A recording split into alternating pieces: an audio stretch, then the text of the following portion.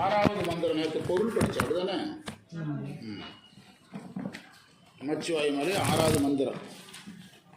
நமச்சிவாய மாலை போற்றி, பண்டார சாத்திரம் போற்றி, பண்டார சாத்திர ஆசிரியர்கள் ஆகிய குருமார்கள் போற்றி, திருக்கையிலாய பரம்பரை போற்றி, சம்பந்த சரணாலி அடிகள் திருவடிகள் போற்றி. அந்த மந்திரத்தினுடைய பொருளை நம்ம முதல்ல படித்து பார்க்கலாம். சிறிதும் விட்டு நீங்காது உன்னையே தியானிப்பவர்களுக்கு நீ சர்க்கரை போல் இனிக்கிறாய். முதல் செய்தி. தவம் செய்பவர்களை விட்டு நீங்காதவராக இருக்கிறீர்கள். தவம் நேற்று பார்த்தோமல்ல, தவம் செய்பவர்களை விட்டு நீங்காதவராக இருக்கிறீர்கள்.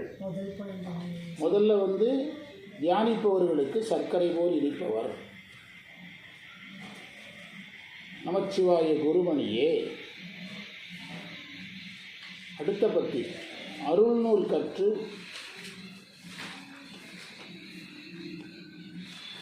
உலகப்பற்று விட்டு நீங்காமல்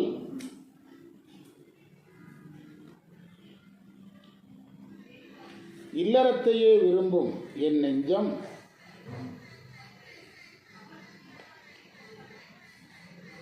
அருள் நூல் கற்பதன் பயன் என்ன? இந்த நூல் சொல்கிற செய்தி உலகப்பற்று விடுதல். முக்கியமான செய்திங்க. திருமுறையாக இருக்கட்டும், சித்தாந்தத்தாக இருக்கட்டும், படிக்கிறதுனுடைய பயன் என்ன? பண்டார சாத்திரப்படி உலகப்பற்று விடுதல். ஆனால் அதை விடாமல் இல்லறத்தையே விரும்பும் என் நெஞ்சம். அவர் நாம் சொல்ல வேண்டியதை நம்ம சொல்கிற மாதிரி அவர் சொல்கிறாரு. அவங்கெல்லாம் சன்னியாசிகள், நம்ம சொல்கிற மாதிரி சொல்கிறார். விரும்பும் என் நெஞ்சம் இந்த நிலையிலிருந்து நீங்கி உன் கூட என்னைக்கு சேரும் அப்படின்னு கேட்குறார். இதில் ஒரு பெரிய முக்கிய செய்தி, நிறைய முக்கிய செய்தி இருக்குது. ஒன்று, அதாவது குருமார்களை தியானித்தால் அவர்கள் நமக்கு இனிமையாக இருப்பார்கள், ஒரு செய்தி. இன்னொரு செய்தி, அந்த தவம் செய்பவர்களை விட்டு குருமார்கள் நீங்குவதில்லை. ரெண்டு செய்தி முக்கியமானது. இது ஒரு பகுதி. இன்னொரு பகுதி அடுத்தது, அருள் நூல்களை படிக்க என்ன போகணும்? இப்போ புரியுதா உங்களுக்கு? அருள் நூல்களை படிக்க அறிவு வருது. உலகப்பற்று போகிறது தான் உயிர் வளர்றது. உலகப்பற்று போகிறது தான் உயிர் வளர்கிற இடம். அறிவு வளர்றது அறிவு வளர்கிற இடம். இப்போ நம்ம போயிட்டு இருக்கிற ரூட்டு கரெக்டு தானா? நம்ம படிக்க என்ன வளருது? அறிவு வளருது. நம்ம யாரை சிறந்த சைவர்னு சொல்கிறோம்னா, நிறைய விஷயம் தெரிஞ்சு வச்சுருக்கிறவரை சைவர்கள்னு சொல்கிறோம். நிறைய விஷயம் தெரிஞ்சு வச்சுருக்கிறவர் சைவரில் ஒரு ஸ்காலர், அவ்வளோதான், எக்ஸ்பர்ட், அவ்வளோதான். ஆனால் உலக பற்று போகணுமே. எல்லாம் படித்து என்ன போக மாட்டேங்குது? அந்த அனுபவம் இது வரமாட்டேங்குதா? இப்போ நிறையா நம்ம வெளியே கேள்விப்படுறோம். அந்த சைவத்தை நன்றாக தெரிந்து வைத்து கொண்டு 5000, 10,000, 20,000 என்று பொருளீட்டுதல் நிகழுதில்லை. எப்படி நிகழுது அப்படின்னா, அந்த நூலை கற்றதனால் என்ன போகலை? பற்று போகலை. அதைத்தான் அவர் சொல்கிறார். பற்று போகணும். பற்று போகும்போது இல்லற விருப்பம் குறையணும். அதெல்லாம் எனக்கு என்னைக்கு நடக்கும்னு கேட்குறாரு. அடிப்படையில் அவர் ஒரு துறவி. அவர் யாராக பாவித்துக்க நான் கேட்குற வேண்டியதை நீங்கள் கேட்க வேண்டியதை அவர் கேட்குறாரு. வாங்க சிவா வாங்க. நான் கேட்க வேண்டியதை நீங்கள் கேட்க வேண்டியது. நம்முடைய பிரதிநிதியாக யார் கேட்குறா? அவர் கேட்குறார், நமக்காக கேட்குறார். கீழே ஏதாவது நோட்ஸ் இருந்தால் பார்த்துக்கலாம். இங்கு பாலித்தல் பாலித்தல்ங்கிற ஒரு வார்த்தை இருக்குது மந்திரத்தில். பாலித்தல்னா அருளல்.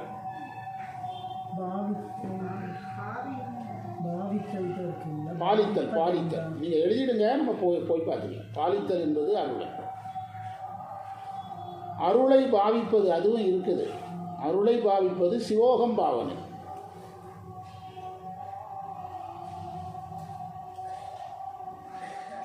அருளை பாவிப்பதுங்கிறதுக்கு சிவோகம் பாவனைன்னு பேர். 9ஆம் நூற்பாவில் அதை பேசுகிறாங்க. மந்திரத்தை படித்து போடுங்க. கற்றகலாரில் சுகத்தை காதலிக்கும் என் நெஞ்சம் பற்றகற்றி நின்னருளை பாவிப்பது என்னாலோ. நூல்களை படித்து கற்றதுனால எதை விட்டுருக்கணும்? பற்று விட்டுருக்கணும்.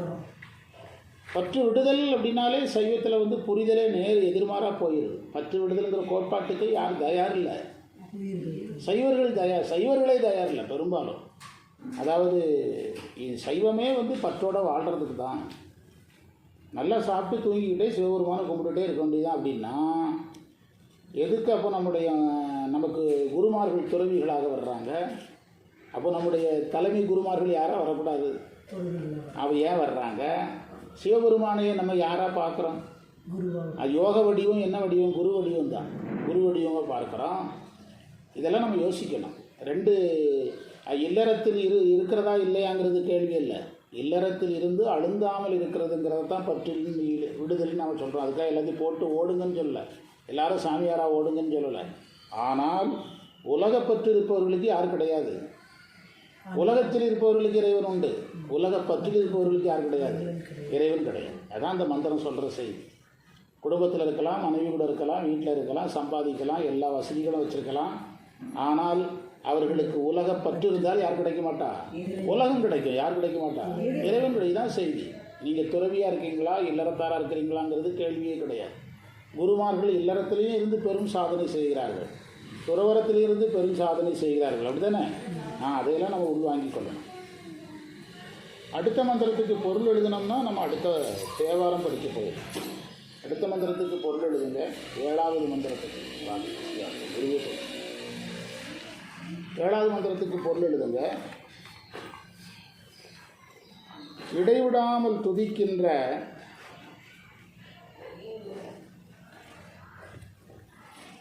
இடைவிடாமல் துதிக்கின்றவர்களுக்கு நீ இன்ப வடிவமாக இருக்கிறாய். போன மந்திரம் முழுவதும் படிக்காமல் விட்டுட்டோம். கற்று அகலாது உற்றவர்க்கு சர்க்கரையே நற்றவரை உற்றகலா ஆவடுதஞ்சுரை நமச்சிவாயனை. அதுதானே மந்திரம்? அதுதானே? சரி. இடைவிடாமல் உன்னை போற்றுகின்றவர்களுக்கு இன்ப வடிவமாக இருக்கின்ற பெரியோனே,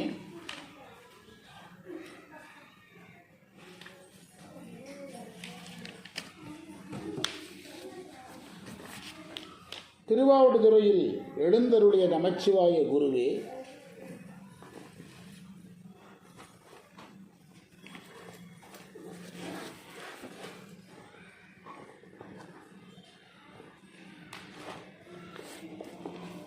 என் அறியாமை என்னை இருவினையிலேயே செலுத்துகிறது.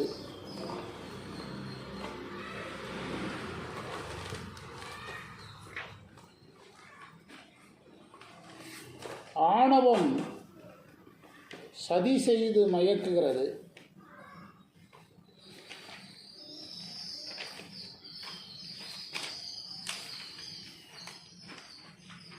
நான் எப்படி உன் அருளை சார்வேன்? நான் உன் அருளை சார்வது என்றுன்னு கேட்குறார். உன் அருளை சார்வது என்று அதில் பொருள் கொடுத்துருக்காங்க பாருங்க. துதிக்கும் மால் 676 பக்கத்தில் இருக்குது. துதிக்கும் மால்னா இறைவனை போற்றுறதே ஒரு மயக்கம்ங்கிறார்.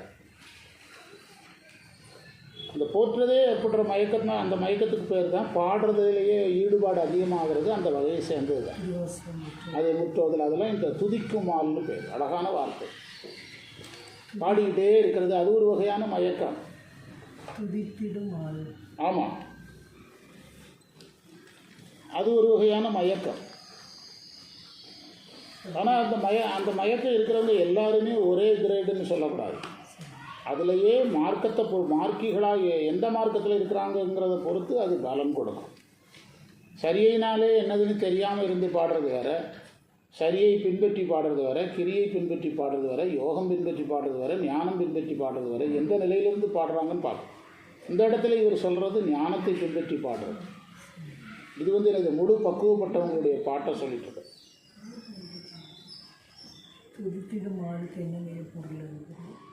அதிலே பொருள் கொடுத்துருக்காங்க பாரு. துதித்திடும் மால்னா இறைவனை போற்றுவதிலேயே ஒரு இன்பம். இந்த இடத்துல மால்னா இன்பம். முற்றதிலே ஒரு இன்பமாகிருதில்ல. இப்போ அங்கே ஒரு சகோதரி வகுப்புக்கு நான் வர்றேன்னு சொல்லிச்சு இல்லை, யார்கிட்ட சொல்லிச்சு. அதே சகோதரி நம்ம கூட எப்போ இருந்தது? 5 வருஷம் 7 வருஷத்துக்கு முந்தி இருந்தது. இடையில நான் கூப்பிட்டதுக்கு நான் வரல, எனக்கு ஒன்றுமே புரியலைன்னுச்சு. இது வாரேன்னு சொல்லுது. என்ன காரணம்? இடையில சாமி என்னமோ பண்ணுறாரு. நான் போய் கூப்பிட்டேன், வகுப்பு நடக்குது, வந்து அட்டன் பண்ணுங்க, சேர்ந்துடுங்க. எனக்கு ஒன்றுமே புரியல, என்ன சொல்கிறீங்கன்னே தெரியலன்னு என் நேரில் சொல்லுது. வெளியே சொன்னால் கேவலன்னு நான் என்ன செய்ய யார்ட்டையும் சொல்லலை. ஆனால் இன்றைக்கி என்ன சொல்லுது? விளக்கு போட்டுச்சுது, பாடிச்சு, தனியாக பாடிச்சு, தனியாக உட்காந்து பாட்டு பாடும், எல்லாம் பண்ணிச்சு. இப்போ அதுக்கு எது தேவைப்படுது? சில கேள்விகளுக்கு என்ன தேவைப்படுது? பதில் தேவைப்படும். இந்த கேள்விகளும் பதில்களும் முக்கியம் இல்லாத போது ஆசிரியர் சொல்கிறது புரியலைன்னு தோணிச்சுது. அது தேவைப்படும் போது அவர் என்ன சொன்னாலும் புரியும். இப்போ அந்த இடத்துக்கு அது வருது. இதுதான் அந்த துதித்திடும் மால். இறைவனை புகழ்கிறதே ஒரு மயக்கம் தானுங்க, ஒரு இன்பம். அது சரியாக தப்பான்னா அந்த கேள்விக்கு இது பதில் தான் நான் இப்போ கொஞ்சம் ரொம்ப கவனமாக சொன்னேன். அது சரியாக தப்பா அப்படின்னு கேட்டால் எந்த நிலையில் எந்த நிலையிலேருந்து பாடுறீங்கிறது ரொம்ப முக்கியம். சரியில் நின்று பாடுறதுல மட்டும் செஞ்சீங்கன்னா ஆபத்தாகிடும். அதே நீங்கள் ஞானத்தில் நின்று பாடுறது மட்டும் செஞ்சாலும் ஆபத்து கிடையாது. ஏன்னா நீங்கள் ஞானத்தில் நின்று பாடினாலும் அது எதை தெரிஞ்சு தான் பாடுவீங்க? பொருள் தெரிஞ்சு தான் பாடுவீங்க. ஞானத்தில் நின்று நீங்கள் பாட ஆரம்பிச்சிங்கன்னா பொருள் தெரிஞ்சு தான் பாடுவீங்க. யோகத்தில் ஓரளவு பொருள் தெரிஞ்சு பாடுவீங்க. கிரியையில் எந்த பொருளும் பெருசாக தெரியாது. நீங்கள் தமிழ் வேள்வி செய்கிறவங்கெல்லாம் பொருள் தெரிஞ்சுட்டா பாடுறாங்கங்கிறீங்க. நீங்கள் அந்த பன்முறையே அவங்க பின்பற்ற முடியாது. குறை சொல்கிறதுக்கு இல்லை, அவங்களுக்கு வேலை. அவங்க பொறுத்தளவில் அது ஒரு கருவி, ஒரு டூல்ஸ் யூஸ் பண்ணிட்டு போயிட்டே இருப்பாங்க. பன்முறையே அவங்க முழுசாக எடுக்க முடியாது. எடுத்து அந்த உரிய பதியங்கள்லாம் முடிக்க முடியாது. இடையில அவங்க ஆர்வத்தில் ஏதோ சில வரிகளுக்கு பொருள் சொல்லுவாங்க, அதுவே போதுமானதா? சில வரிகளுக்கு ஆர்வத்தில் பொருள் சொல்லுவாங்க, அதுவே போதுமானதா? கிடையாது. அதே நீங்கள் சரியில் இருக்கிறவங்க பாடுறவங்க பார்த்தீங்கன்னா அவங்க அந்த பாட்டுக்கு வெளியவே என்ன செய்ய மாட்டாங்க, வரமாட்டாங்க. நீங்கள் கிரியைன்னு ஒன்று இருக்குதுன்னு சொன்னாலே அவன் டென்ஷன் ஆகிடுவான், அது வேண்டாம்பான். அதனால் இந்த பாடுதல் என்பது இன்பம்னா அது நாளாக பிரியும். முழு பயன் யாருக்கு தான்? ஞானத்தில் நிற்கிறவனுக்கு தான். அதுதான் நம்ம இப்போ நான் எல்லா வகுப்புலையும் சொல்லிகிட்டு இருக்கிறேன். நீங்கள் முற்றோதல் இதை நான் எப்போது பேசிகிட்டு இருக்கிறேன். முற்றோதல் தனியாக பண்ணிங்கன்னா மேக்சிமம் அது கிரியை வரைக்கும் வரும். ஏன்னா ஒரு கோயில் இருந்தால் பாட போகிறோம், அது ஒரு கோயில் பூஜைக்கு சமம். அதனால் சரிய கிரியை வரைக்கும் வரும். அதே நீங்கள் ஒரு திருவாசகத்தை நம்ம நல்ல பொறுமையாக படித்தா எவ்வளோ நேரம் ஆகுது? 40 நிமிஷம் ஆகுது. 40 நிமிஷத்தில் 40 மந்திரம் பாடலாங்கிறாங்க. நம்ம சிவனடியார்கிட்ட கேட்டால் 40 நிமிஷத்தில் நாங்கள் 40 மந்திரம் முற்றோதல் பண்ணிடுவோங்கிறாங்க. இப்போ 40 மந்திரம் சொல்கிற நேரத்தில் நீங்கள் 40 நிமிஷத்துக்கு ஒரு மந்திரத்தில் செலவழிக்கிறீங்கள, அப்போ அது யோகமாக மாறிடும். ஒரே மந்திரத்தில் யோகம்னாலே ஒரு இடத்துல நிற்றல் தானே, யோகமாக மாறிடும். நீங்கள் அதனுடைய பொருள் தெரிஞ்சு படிக்கிறீங்கள, அப்போ அது எதாக மாறிடும்? ஞானமாக மாறிடும். பொருள் தெரிஞ்சு படிக்கிறதுக்கு உங்களுக்கு ஒரு ஞானம் இருக்கணுமில்ல. பொருள் தெரிஞ்சு படிக்கிறதுக்கு ஏற்கனவே ஞானம் இருந்தால் தான் அது ஞானமாக மாறும். அல்லது ஒருத்தர் அது உங்களுக்கு பொருள் தெரிய சொல்லித்தரணும். அதைத்தான் நான் இப்போ 2-3 இடங்களில் சொன்னேன். நீங்கள் திருவாசகத்தை ஆழ்ந்து பொருள் கேட்டால் அது சரியை கிரிய யோகம் ஞானம் 4மாக ஆகும் அப்படின்னு ஒரு செய்தியை நிறைய இடங்களில் சொன்னேன். அதான் துதித்திடும் மயக்கம் அப்படின்னா.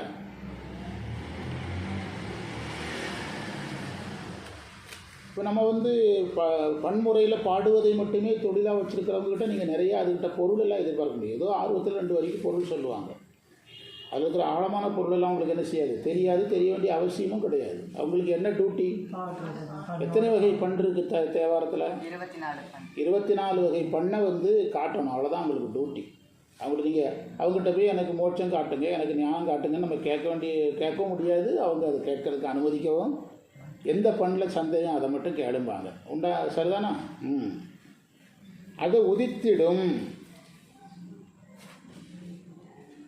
அந்த உதித்திடும் மால் இருக்குதா, அந்த மால்னா பெருமைன்னு அர்த்தம். பெருமை, மயக்கம், அதாவது இன்பம். இந்த மால் பெருமை.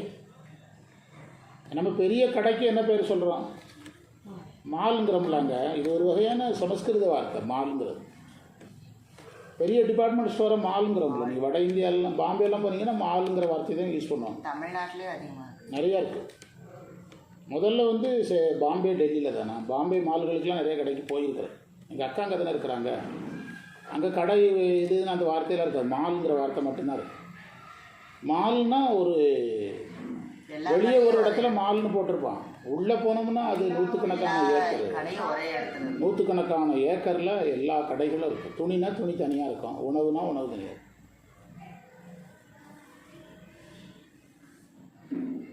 அந்த விதித்திடுமால்ங்கிற இடத்துல மால்னா அறியாமை.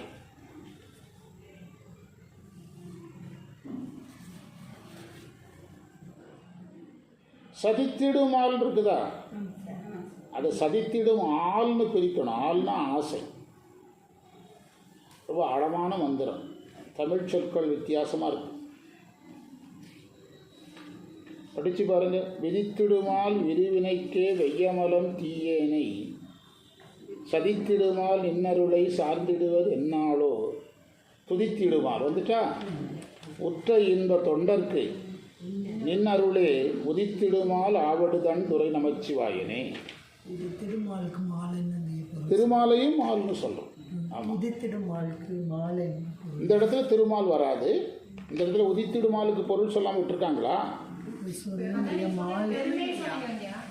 ஆமாம், உதித்திடுமாலுக்கு உதித்திடும் உதிப்பிக்கும் மால்னா பெருமை, உதித்திடும் பெருமை. ஆவடு தன்துறை நமச்சிவாயனே. அந்த சொல் நுட்பங்களுக்குள்ளே போய் சிரமப்படாமல் எனக்கு அது ஒரு அளவுக்கு வச்சுக்கிடணும். அந்த சொல் நுட்பங்களில் போய் சிரமப்படாமல் இடைவிடாமல் துதிக்கின்ற இன்பம்னு ஒரு இன்பம் இருக்குது, தொண்டர்களுக்கு கிடைக்குது. உன் திருவருளையே உதிக்க செய்யும் அவர்களுக்கு இறைவன் அருளை உதிக்க செய்கிறார். இடைவிடாது துதித்தால் அருள் உதிக்கும். சரியை மார்க்கி பாடினாலும் அருள் வரும், கிரியை மார்க்கி பாடினாலும் அருள் வரும், யோக மார்க்கி பாடினாலும் வரும். யாருக்கு சீக்கிரம் வரும்? ஞான மார்க்கி பாடினா உடனே வரும். மற்றவங்களுக்கு அது சரியை கிரியையாக மாறி யோகமாக மாறி ஞானமாக மாறி தான் என்ன வரும்? அருள் வரும். சும்மா என்ன செய்யாது? அருள் வராது. சரியை மார்க்கில் நிற்காமல் பாடுனா அது ஒரு டேலண்டாக, அது ஒரு மியூசிஷியன், ஒரு மியூசிக் எக்ஸ்பர்ட்டாக பார்க்கப்படுமே தவிர அது அருளுக்கான ஆயுதமாக என்ன செய்யாது? பார்க்கப்படாது. அது ரொம்ப நுட்பமாக கவனமாக இருக்கணும். திருவாவடுதுறையில் உரையும் நமச்சிவாய் தேசிகனே, என் அறியாமல் இருவினையிலேயே என்னை செலுத்துகிறது, ஆணவமலம் என் சதி செய்து மயக்கிறது. இப்படி இருக்க அடியேன் உன் அருளை சார்ந்திருப்பது என்னாலோ. அதுதான் அது சொல்கிறேன். என்னாலோ உதித்திடுமால் உற்ற இன்ப தொண்டர்க்கு நின்னருளை உதித்திடுமால் ஆவடுதன்துறை நமச்சிவாயனே. விதித்திடுமால் இருவினைக்கே வெய்யமலம்ங்கிற இடத்துல தான் ஆணவமலம் இருக்குது. இது தூர இடத்துல எடுத்து வச்சுக்கன்னா போவோம். இது வீட்டிலேருந்து கொண்டு வந்தீங்களா? என்னது?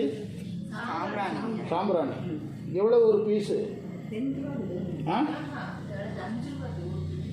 அது சின்ன பீஸாக வச்சுக்கலாங்களா? 50 ரூபா ஓரமாக எடுத்து 5 பீஸ் 10 ரூபா எங்கே இருக்குது? அதில் வச்சுரு.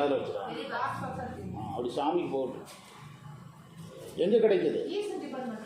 ஈஸ்வரில் கிடைக்குது. இல்லை, நான் கேட்ட காரணம் வேறு. ஒரு வகுப்புக்காக 1 ரூபா செலவழிக்காதீங்கன்னு. எத்தனை ரூபா எனக்கு அதுதான் விலையை கேட்டேன். ஏன்னா இது நல்லது தான், சாமிக்கு எது போட்ட மாதிரி ஆச்சு. அப்படி தானே? ஆமாம். உங்களுக்கு யாருக்கு சாமி வராமல் இருந்தால் சரி, வேப்பலை கிடைக்காம பார்த்துக்கணும், ஆடாமல் இருந்தீங்கன்னா சரி. அடுத்து நம்ம தேவாரத்தில் ஒரு பாட்டு படிச்சுட்டு நம்ம நிறைவு பண்ணலாம். இல்லை, நான் இப்போ கூட வாங்கினேன், அது வேறு. இதே மாதிரி தான், இவ்வளவு சாம்பிராணி வாசம் வராது.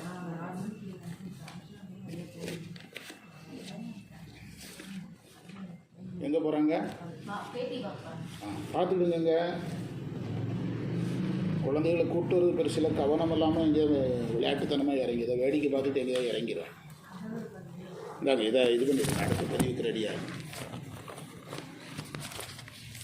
வீட்டில் அந்த கையிலுக்கு ரொம்ப இருமலாக இருந்து ஹாஸ்பிட்டல் போக சொன்னேன். பொள்ளாச்சியில் இருக்காங்க. குழந்தைகளுக்கு